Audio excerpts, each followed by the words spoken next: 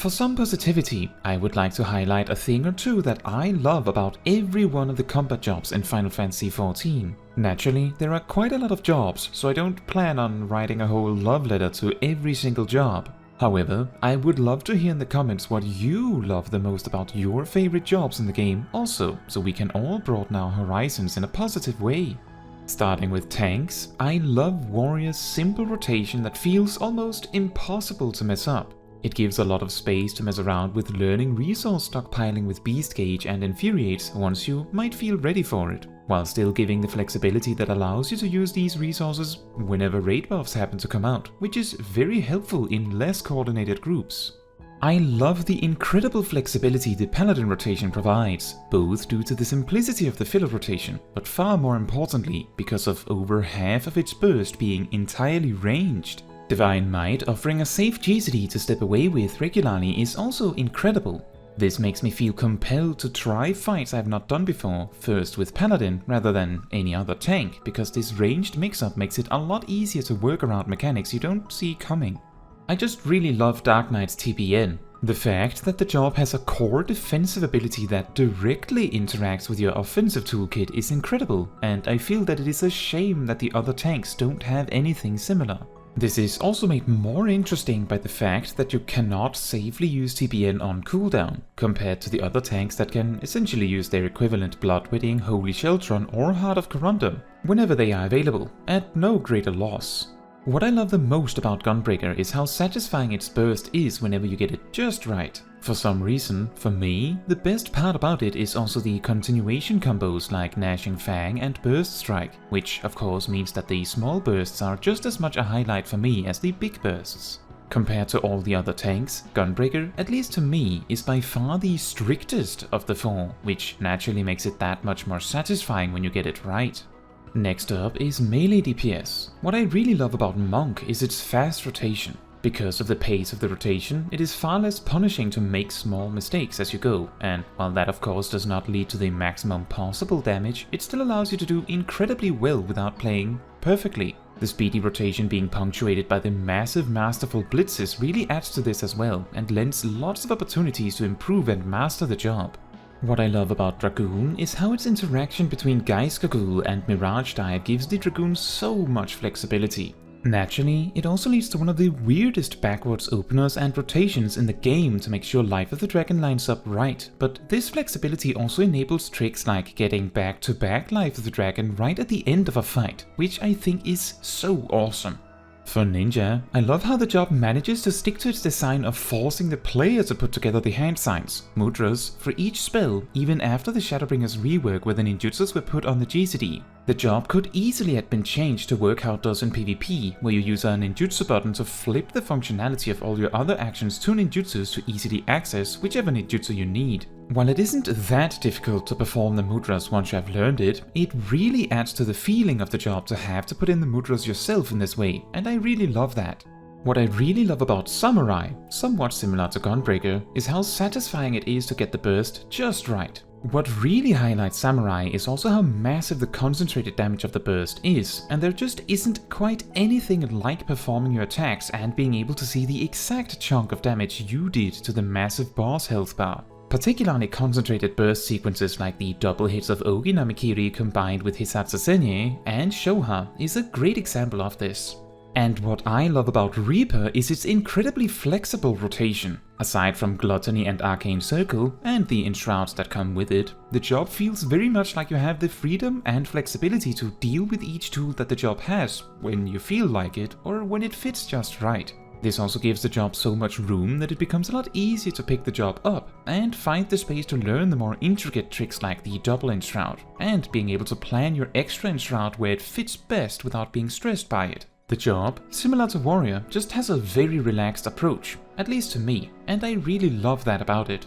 Moving on to healers, what I love about White Mage is its unrelenting focus on healing, as the only healer that has a direct incentive to perform healing for the sake of its attack rotation with its lilies. This leads to a rotation where at times you might genuinely use Aflato's Rapture just to spend a lily for damage later.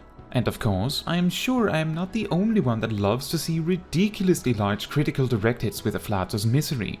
The flexibility in the timing of the Blood Lily also is a great way for players to practice timing a burst attack around raid buffs. Even if it can be difficult at first to plan presence of mind, surely a single attack button is something most can prepare for. What I love about Scholar is genuinely the pet management. At a glance, it seems like these days it hardly matters at all with the range of all the pet tools. But placing your pet somewhere instead of having it follow you around actually does have a tangible impact on its performance. And as Whispering Dawn still has a measly 15 yalm radius compared to most other AoEs these days, exactly where you park your pet can have an effect on the performance of such an ability. Also, there's just something so adorable about a healer carbuncle, and yes, that option did in fact cause me to play more Scholar. My most favorite thing about Astrologian is, weirdly, the way they go about healing, and is completely unrelated to the cards. I love the strategic planning of healing with abilities like Exaltation, Horoscope, Earthly Star, and Macrocosmos. And these kinds of planning strategies blend perfectly with the way that Astrologian sometimes simply doesn't have the time to cast heals during its card bursts. Planning some healing in advance is the most ideal way to overcome such a weakness, and I love that. What I love the most about Sage is simply Cardia. Coming from WoW, I loved the idea of the Discipline Priest who heals by attacking, but I found the upkeep of having to repeatedly reapply this effect to players very tedious, and it often led to the specialization simply placing them in bursts and healing everyone quickly with a big attack, instead of what felt like the intended slow burn style healing as you attack. Sage far better fills this niche where you simply move your Cardia around to whoever needs it, although, of course, in a lot of content, Cardia simply isn't fast enough and you need other tools as well. And then we get to ranged physical, and what I love the most about Bard is its wonderful character animations. While the job is great fun to play, what often motivates me the most to play Bard are the animations themselves. The strategy of going through your different songs is also very interesting, and having to work around the randomness in the job also always keeps you on your toes. What I love about Machinist is how the rotation is relatively simple to start out. Use your cooldowns as they come up, making it easily approachable by newer or more casual players. But at the same time, the order of the buttons and the potential optimizations the job offers also grants it so much depth to work with for those that want to push the job to its limits. But it is certainly a job that is really good for going into casual content where you don't want to get too technical too, despite having such complex optimizations. What I love the most about Dancer might be very strange or surprising, but I love the statistics and probability calculations behind the basic combos. Did you know that, on average, the basic combo is around 10% worse than standard step in terms of average potency per GCD? Of course, the rather simple rotation of Dancer is also reminiscent of Reaper in the way that the burst can be a little frantic, but the filler rotation goes slow enough that you can easily focus on other things happening in a fight, which is wonderful too. Which finally leads us to the mages, and what I love the most about Black Mage is how what seems to be a rather straightforward rotation can get so much complexity through the transpose line tricks. And while all those tricks aren't necessary to play the job, it is an aspect of the job that can improve your ability to deal with mechanics while even gaining damage as you get better.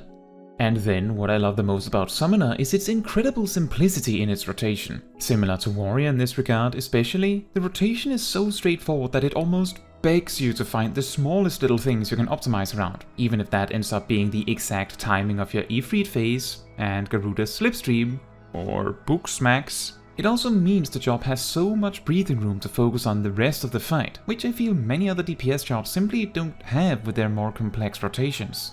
And what I love the most about Red Mage is its dual casting mechanic, introducing the ability to cast 2 spells at once, which is a signature part of the job in the franchise, is something I thought would always be so clunky, what with having 2 cast bars playing at once or something. Not to mention the part that it just wouldn't work well if you start moving or have to, cast anything else. The dual cast that acts like you already casted the second spell works so well to simulate this idea of having cast 2 spells simultaneously, and the job was what originally got me started on the game in the first place.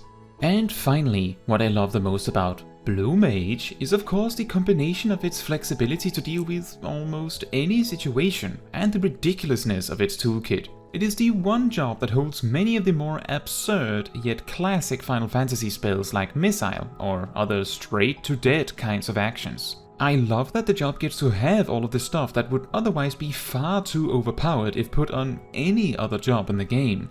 And somehow, some way, this mishmash of spells and abilities turns into one of the most high-paced openers and bursts in the game with Moonflute.